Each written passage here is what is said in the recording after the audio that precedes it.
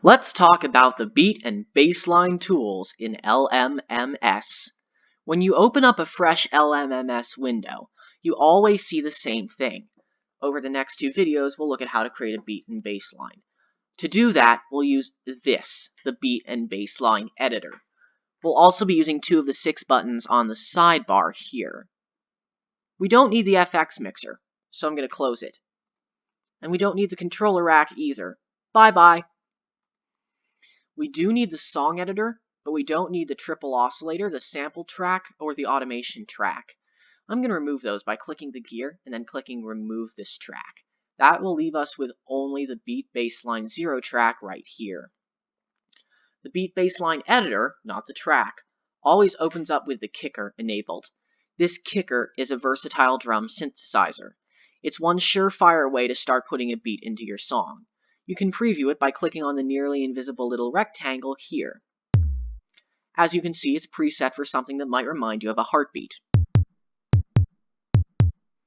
By clicking on the name kicker, it will bring up the settings for the kicker, just like you did with the triple oscillator. So you can make your own drum sounds. Look what happens when I change a few of the controls.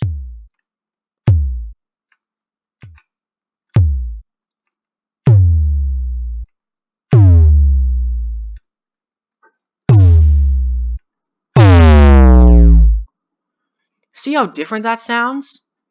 But you don't need to make your own drum sounds. That's because LMMS comes loaded with drums and cymbals and cowbells and anything else you need to make your beat. It also comes with a huge selection of instruments to lay down some bass for your song. You know, because it's all about that bass. So I'm going to close the kicker controls and show you where to find all those great drums and basses. Let's look at these buttons over here in the sidebar. This first button brings up a set of controllable instruments, 2 of which you are now familiar with. This, as you can see, is the kicker that we just looked at. And here's our old friend, the triple oscillator that we covered last week. But there are others for you to explore. For instance, you know how the triple oscillator has 3 oscillators? Well, this is the Watson, and it has 4. There's also the Nescaline. It's an 8-bit synthesizer, basically.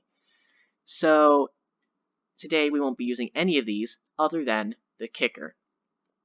This next button down with the LMMS logo headphones just shows you all of your MMPZ project files.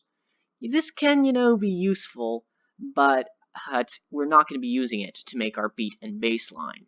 The next button, however, the one with the quarter note, that just has an amazing amount of things inside of it. Let me give it a click. These are all folders containing sounds.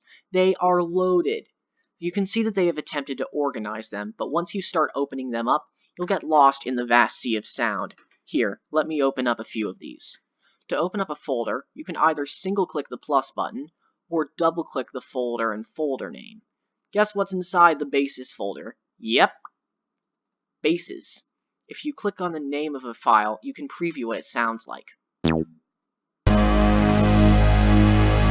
Some sounds like that are longer than others, so you need to hold your mouse down to hear the whole sample. Bass loops are longer samples. For today, I wouldn't suggest you use them, but later on you should definitely explore them.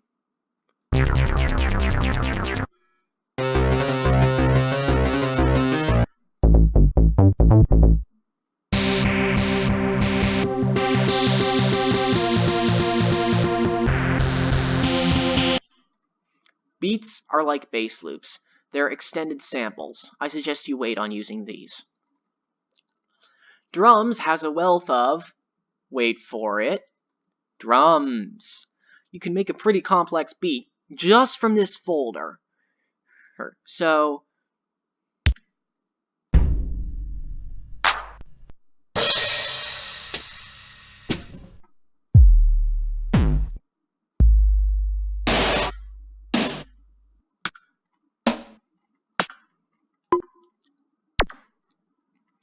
you won't have this in your folder.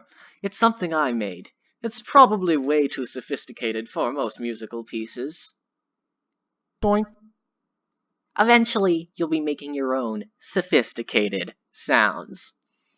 As many sounds are in that drum folder, this next folder, drum synth, has at least 20 times as many. These are all folders. Just look at how many sounds are in this one folder alone. To give me an idea, let me click on a few.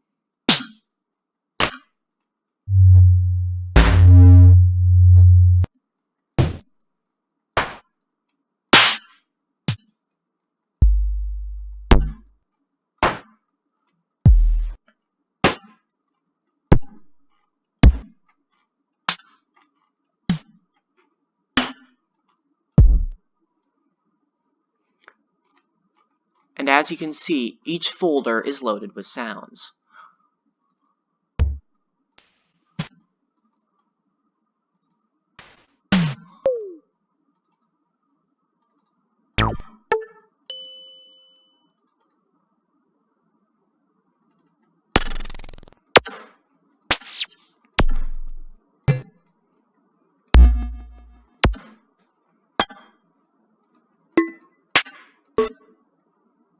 There's your cowbell.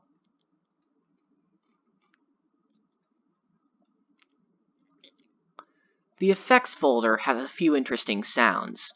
Some of these are longer files. For this reason, stay away from the long files.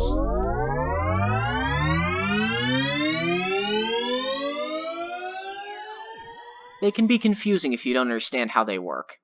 Under Effects, we have Instruments. It's not the best place to grab sounds for your beat or bass line, but it's a great place to look when you're trying to find standard instruments when you're using the song editor.